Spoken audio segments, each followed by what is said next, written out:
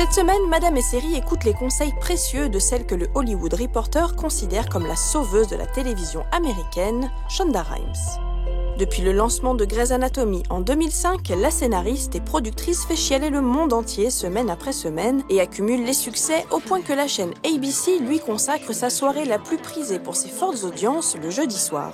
Cela fait 2 ans que ces séries phares comme Grey's Anatomy, Scandal, Murder ou The Catch y sont diffusées l'une après l'autre, soutenues par le slogan en forme de cri du cœur « Dieu merci, on est jeudi ». In one way or another, this TV season, I'm responsible for bringing about 70 hours of programming to the world. 4 television programs, 70 hours of TV, 3 shows in production at a time, sometimes 4. Each show creates hundreds of jobs that didn't exist before. The budget for one episode of network television can be anywhere from $3 to $6 million, let's just say 5. A new episode made every 9 days times 4 shows, so every 9 days, that's $20 million worth of television. 4 television programs, 70 hours of TV, 3 shows in production at a time, sometimes 4, 16 episodes going on at all times. 24 episodes of Grey's, 21 episodes of Scandal, 15 episodes of How to Get Away with Murder, 10 episodes of The Catch. That's 70 hours of TV. That's $350 million for a season. My shows air 256 territories and 67 languages for an audience of 30 million people. My brain is global. Cette superwoman, mère de 3 enfants, à la tête d'une boîte de production florissante à laquelle elle a donné le charmant nom de Shondaland, ne fait pas qu'écrire des histoires à rebondissement. Elle a révolutionné la diversité à la télévision en traitant les minorités ethniques, religieuses ou sexuelles de manière égale, ce qui lui a valu de recevoir le PGA Diversity Award de la part de la très chic guilde des producteurs. I can still take you down. And how would you do that? One word, Harrisburg. 2 words, Andrew Nichols. Let's focus on the positives here instead. One of us is getting back to the White House.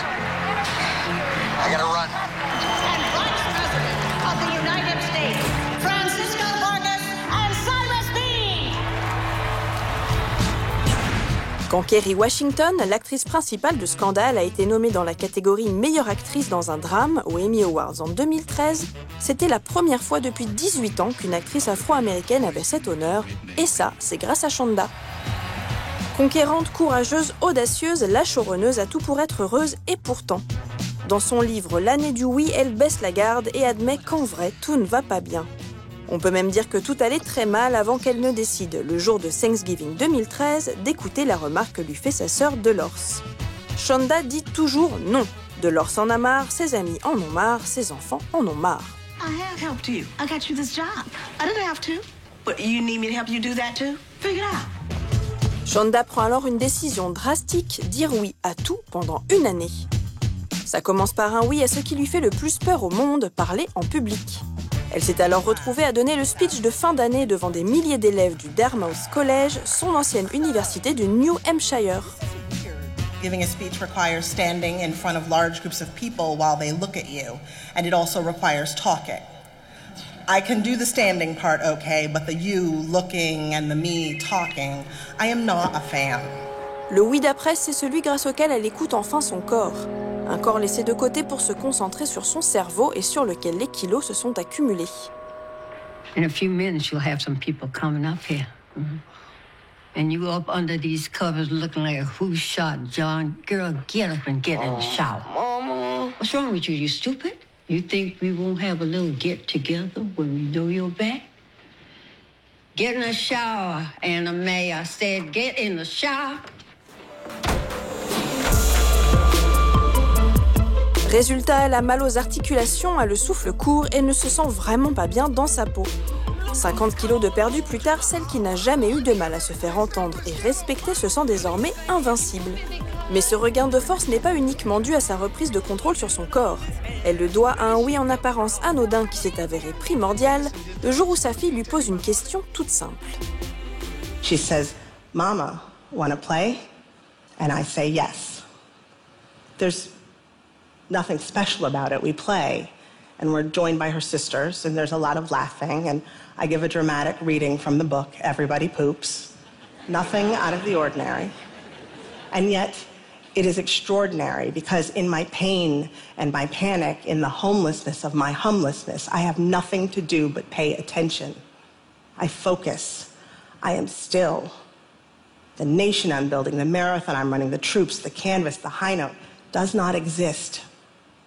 All that exists are sticky fingers and gooey kisses and tiny voices and crayons and that song about letting go of whatever it is that frozen girl needs to let go of.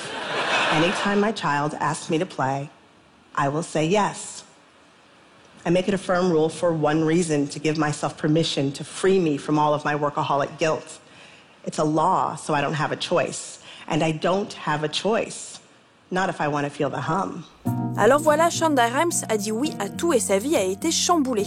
Elle travaille mieux, elle aime mieux, elle rit mieux, elle rayonne. La perfectionniste workaholic est devenue une perfectionniste qui profite de la vie, une femme forte, unique, sûre d'elle, en d'autres termes, une badass. Et la badasserie, c'est quoi ? La badasserie, c'est aussi se relever après chaque coup dur en sachant que ce n'est pas le dernier, comme le font ces personnages épisode après épisode.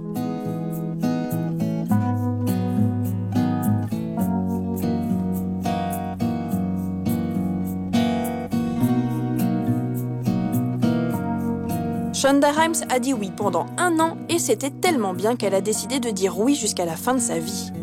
Wanna play? Thank you.